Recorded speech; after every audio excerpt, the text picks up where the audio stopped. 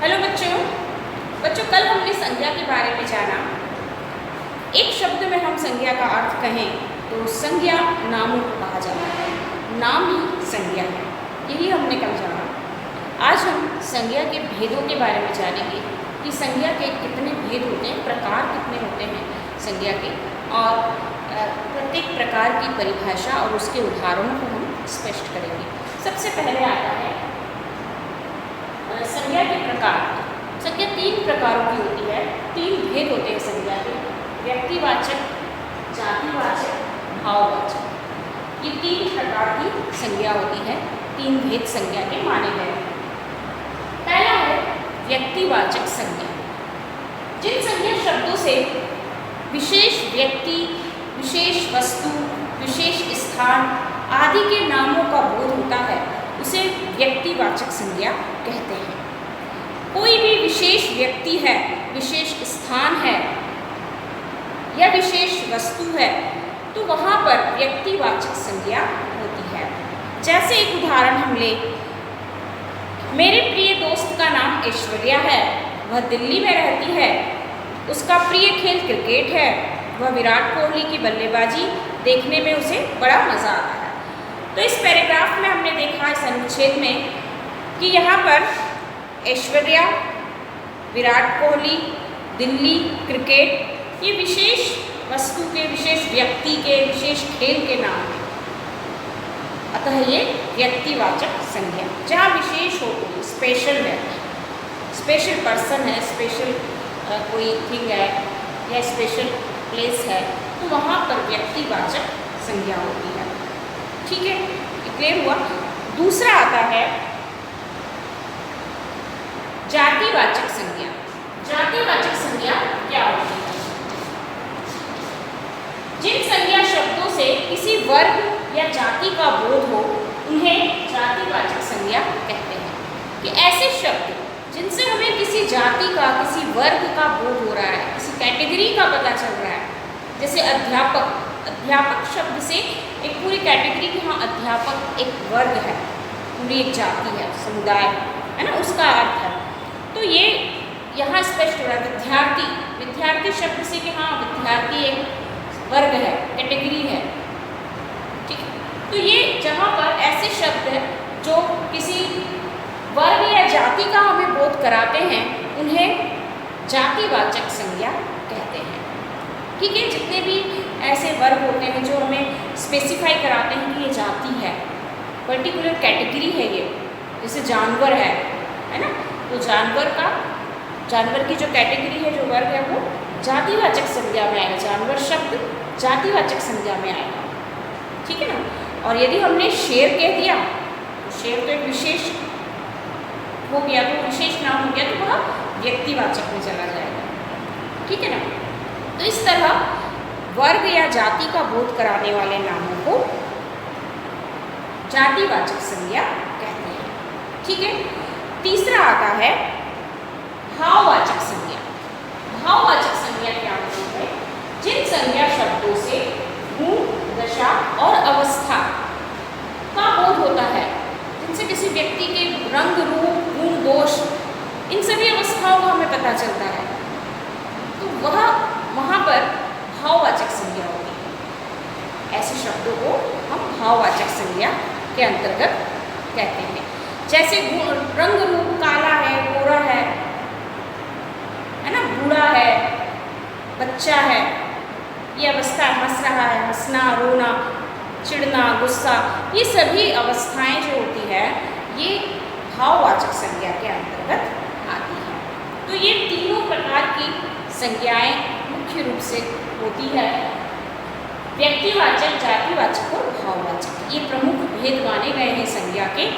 व्यक्तिवाचक संज्ञा में किसी विशेष व्यक्ति, वस्तु या स्थान के नाम का बोध कराने वाले शब्द आते हैं।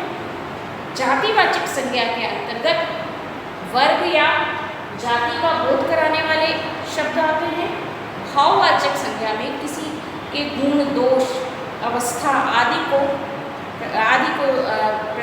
प्रकट करने वाले शब्द आते हैं। ठीक है। उदाहरण है जैसे व्यक्तिवाचक के अमिताभ बच्चन, दिल्ली, क्रिकेट, हॉकी, इस तरह के शब्द, ये व्यक्तिवाचक के उदाहरण हैं।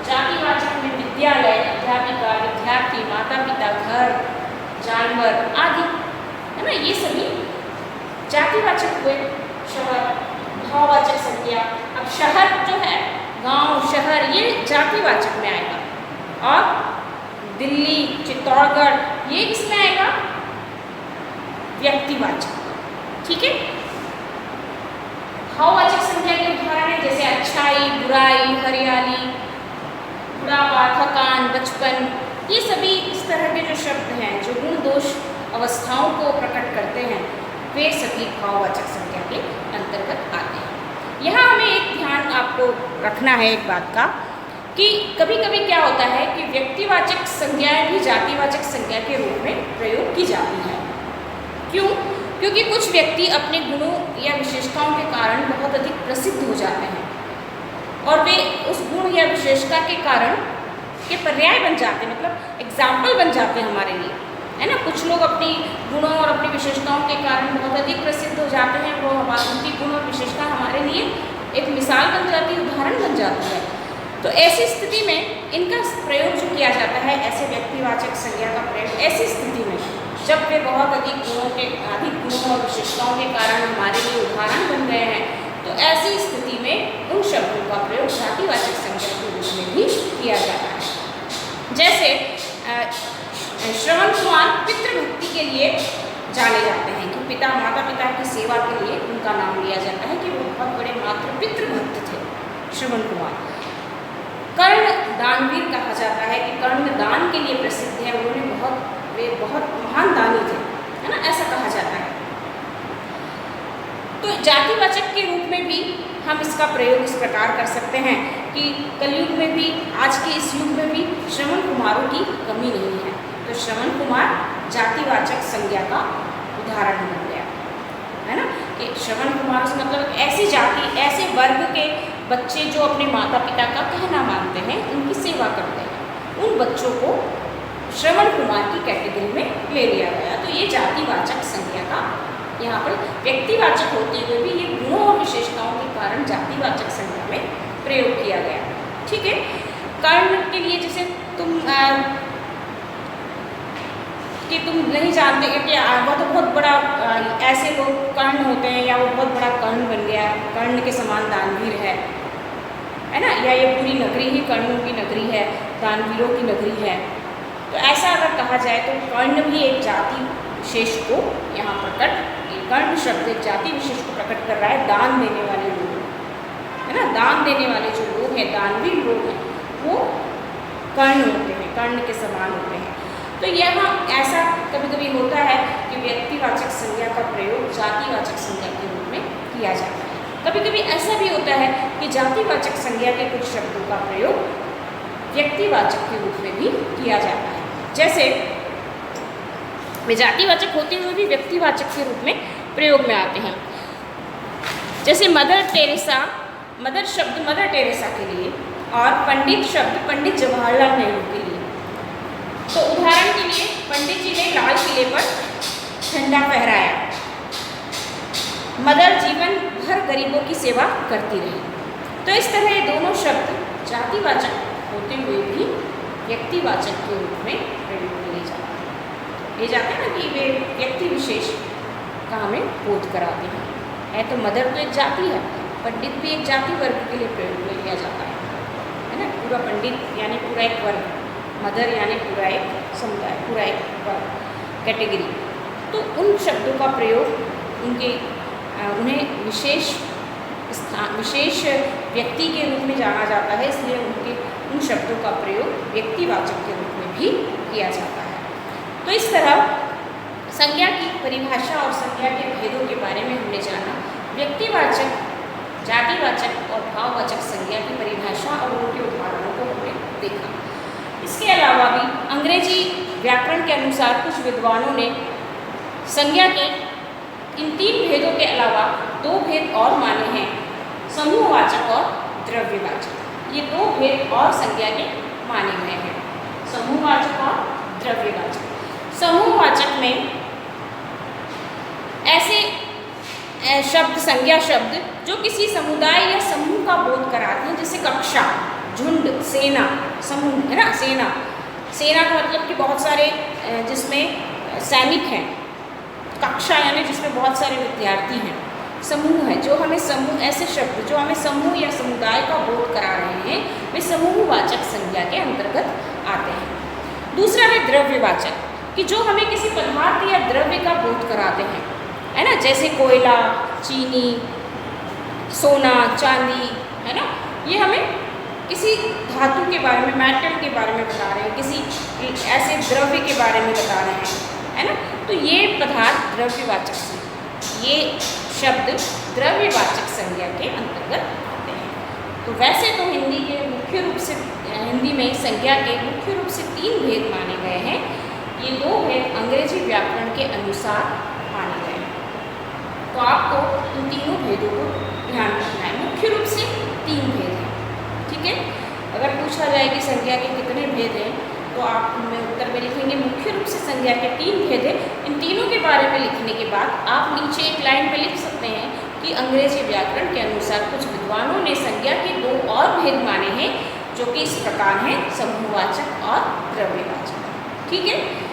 तो इस तरह ये लेसन आपका यहाँ पर कंप्लीट हुआ। इसके बाद आता है भाववाचक संज्ञाएं बनाना। इसके बाद है भाववाचक संज्ञा कैसे बनाई जाती है। इसमें जातिवाचक संज्ञा से, सर्वनाम से, क्रिया से, विशेषण से और अवयव से, इन सभी से भाववाचक संज्ञा बनाना। आपकी बुक में पूरी टेबल्स दी गई हैं, वो टेबल्स आपको कॉपी में लिखना है। जातिवाचक संज्ञा से भाववाचक संज्ञा बनाना, इसमें भी सारे शब्द जो दिए हैं वो आपको लिखना है, जैसे बच्चा, बचपन, स्त्री, स्त्रीत्व, शिशु, शैशव, पशु, पशुता, पूरी टेबल आपको कॉपी में करनी है। सर्वनाम शब्दों से भाववाचक संज्ञा बनाना, क्रिया शब्दों से, सभी की अलग अलग टेबल तालिका दी गई है, आपको अपनी कॉपी में वो कंप्लीट लिखना है, ठीक है। तो लेसन कंप्लीट हुआ। इसी में मैं आपको क्वेश्चन आंसर भी दे रही हूँ, आपको प्रश्न दे रही हूँ, उत्तर आप स्वयं लिखेंगे। तो अगले में आप प्रश्न देखिए, कौन कौन से प्रश्न आपको करना है, प्रश्न देखिए और प्रश्नों को, उन्हीं प्रश्नों को आप अपनी कॉपी में करेंगे। प्रश्न इस प्रकार है, संज्ञा पर आधारित जो प्रश्न आपको कॉपी में लिखना है, प्रश्न मैंने दिए, उत्तर आप स्वयं लिखेंगे। संज्ञा की परिभाषा लिखिए, पहला प्रश्न। दूसरा है संज्ञा कितने प्रकार की होती है, नाम लिखिए। तीसरा है व्यक्तिवाचक एवं जातिवाचक संज्ञा की परिभाषा एवं उदाहरण लिखिए। चौथा प्रश्न है, निम्न शब्दों से भाववाचक संज्ञा बनाइए। दानव, कवि, सुंदर, उड़ना, थकना। प्रश्न 5, भाववाचक संज्ञा कितने प्रकार के शब्दों से बनती है, नाम लिखिए। कितने प्रकार के शब्दों से भाववाचक संज्ञाएं बनती है, आपको उनके नाम लिखना है। प्रश्न 6, संज्ञा के 2 अन्य भेदों के बारे में बताइए। भेदों के नाम, उनकी परिभाषा और उनके उदाहरण, ठीक है। ये तीनों चीज़ें इसमें आपको बताना है। ये आप कंप्लीट करेंगे अपनी कॉपी में। सभी की कॉपी में ये प्रश्न होने चाहिए। ग्रुप में मैं सेंड नहीं करूँगी, ना कोई PDF सेंड करूँगी, ना कुछ नहीं। आप वीडियो देखेंगे और प्रश्नों को लिखेंगे।